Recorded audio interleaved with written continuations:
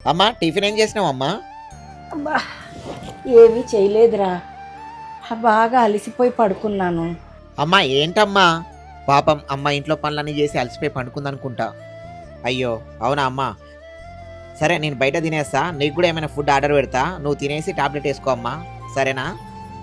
నాన్న, వచ్చే వారం మన ఊరెళ్ళొద్దాం అనుకుంటున్నాను, వెళ్ళరానా? ఎందుకమ్మా ఎప్పుడు ఊరు ఊరు అంటావు? ఏమొద్దు కానీ ఇంట్లోనే ఉండు. పుట్టింటిని వదిలేసి మన కోసం అమ్మ తన జీవితంలో ఎన్నో త్యాగాలు చేసింది. ఇప్పుడు మనమే అమ్మని అర్థం చేసుకోవాలి. వచ్చే వారం అన్నావు కదా, సరే వచ్చే వారం నాకు లీవ్ ఉంది, ఇద్దరం కలిసి వెళ్దాంలే అమ్మా. సరే నాన్న. సార్ దారిలోనే ఉన్నా సార్, ఒక 5 మినిట్స్లో వచ్చేస్తా. సరే సార్, ఓకే ఓకే.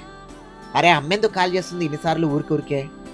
ఇంట్లో తను ఒక్కటే ఉండి బోర్ కొట్టి ఉండొచ్చు, కొడుకుగా నాతో మాట్లాడకుంటే ఇంకోరితో మాట్లాడుతుంది.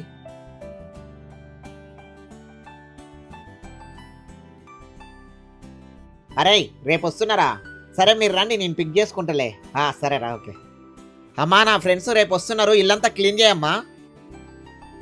బట్టలు చూడు ఎట్లా పడితే అట్లా పడేసింది. అమ్మా అమ్మా అమ్మా, తన ఆరోగ్యం ఎలా ఉందో కూడా పట్టించుకోకుండా ఇంట్లో పనులన్నీ చేస్తుంది. అలాంటి అమ్మను మనం కోప్పడ్డం చాలా తప్పు. కోపంలో అమ్మ పైన విసుక్కోవడం కాదు, ఒక మాట అనే ముందు మన కోసం అమ్మ ఎంత కష్టపడుతుందో ఆలోచించండి. మనకి ప్రపంచం అంతా తెలుసు, కానీ మన అమ్మ వాళ్ళకి మాత్రం మనమే ప్రపంచం. అలాంటి అమ్మ మనసుని ఎప్పుడూ బాధ పెట్టకండి.